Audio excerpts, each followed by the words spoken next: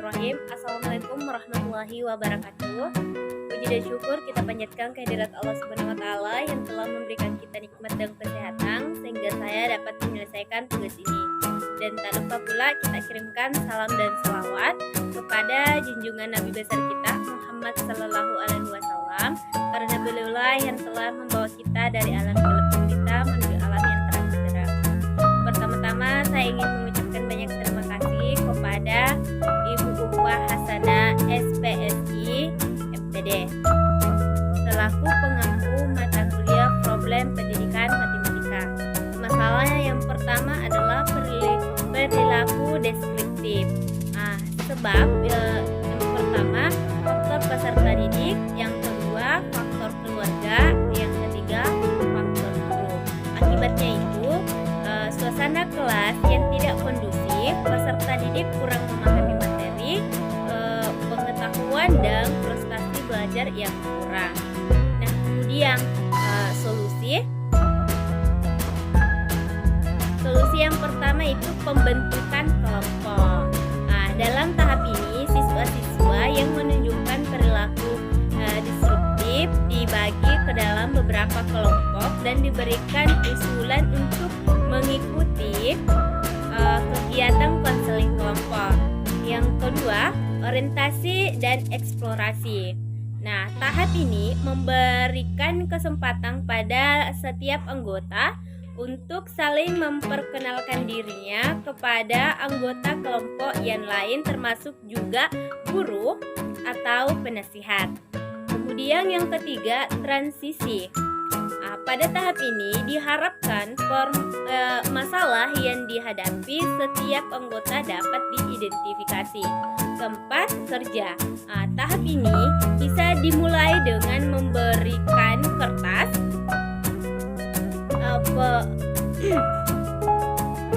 pada setiap anggota untuk menggambar mengenai berbagai hal.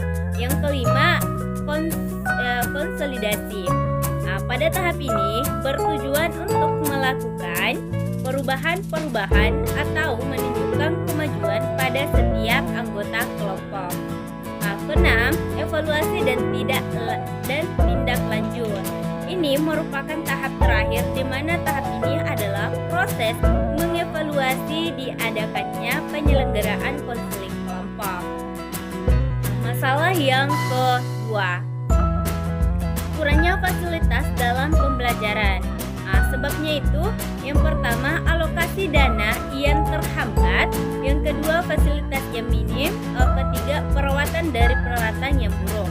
Akibatnya, yang pertama pembelajaran yang kurang optimal, kedua prestasi belajar siswa yang terganggu, ketiga kenakalan remaja dan perilaku yang menyimpan. Nah, solusi yang pertama,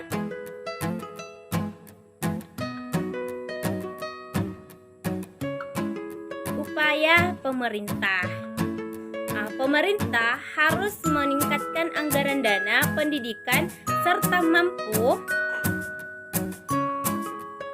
menanggung biaya pendidikan bagi siswa yang berasal dari kalangan keluarga kurang mampu. Dan pemerintah wajib memperhatikan sarana dan prasarana yang ada di daerah masing-masing, apakah ada kekurangan atau kerusakan. Yang kedua, upaya sekolah dan orang tua. Sekolah harus pandai mengelola dana, mampu meminta dana kepada pemerintah sesuai dengan keadaan sarana dan prasarana yang dibutuhkan di sekolah. Guru harus mampu berpikir kreatif dalam mengajar dengan alat seadanya. Untuk orang tua, siswa juga dapat memberikan sumbangan-sumbangan dan membayar komite atau SPP tepat waktu. Yang ketiga, upaya lembaga pendidikan. Lembaga pendidikan wajib mendata sekolah-sekolah yang ada di wilayah tersebut untuk mengetahui sarana dan prasarana apa saja yang kurang dan sangat dibutuhkan oleh sekolah tersebut, serta sarana dan prasarana apa yang perlu ditambah atau diperbaiki lagi. Kemudian masalah yang ketiga, guru kesulitan memahami materi di luar bidang ilmu. Nah, sebabnya itu yang pertama, kurangnya pemahaman terhadap kompetensi inti dan kompetensi dasar tiap subpokok bahasan. Yang kedua, kurangnya referensi buku untuk memperkaya pengetahuan dan penguasaan materi. Nah, akibatnya yang pertama, pembelajaran yang kurang efektif.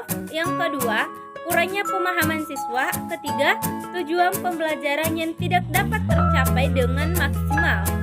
Nah, solusi yang pertama, seharusnya pihak sekolah membuka lowongan untuk atau merekrut guru yang sesuai pada bidangnya.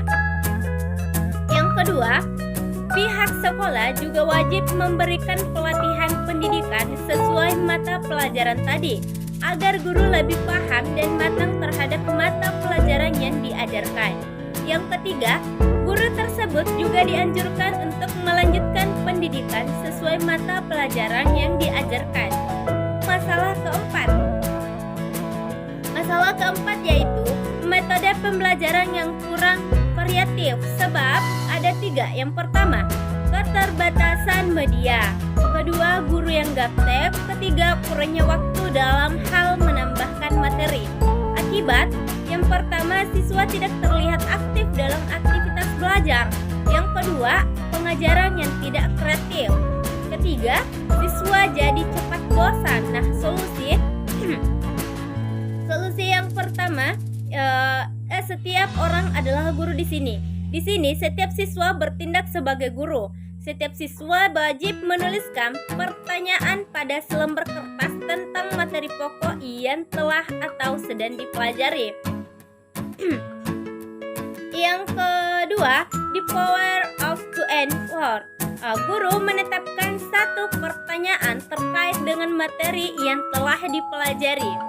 Setiap siswa diminta memikirkan jawabannya, kemudian mencari pasangan untuk mendiskusikannya.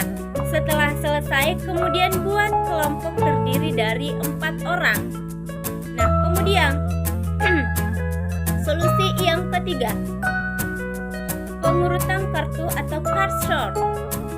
Guru menyiapkan kartu berisi materi pokok yang telah dipelajari. Nah, isi kartu terdiri dari kartu induk dan kartu rincian. Seluruh kartu diacak kemudian dibagikan kepada setiap siswa. Kemudian, siswa mencari kartu induknya.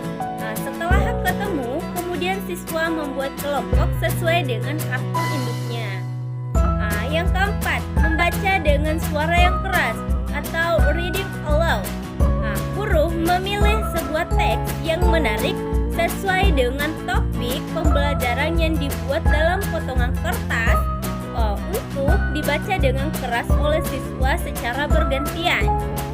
Nah, ketika bacaan itu berjalan, guru menghentikan dan menekankan poin tertentu, kemudian guru memberikan pertanyaan dan contoh.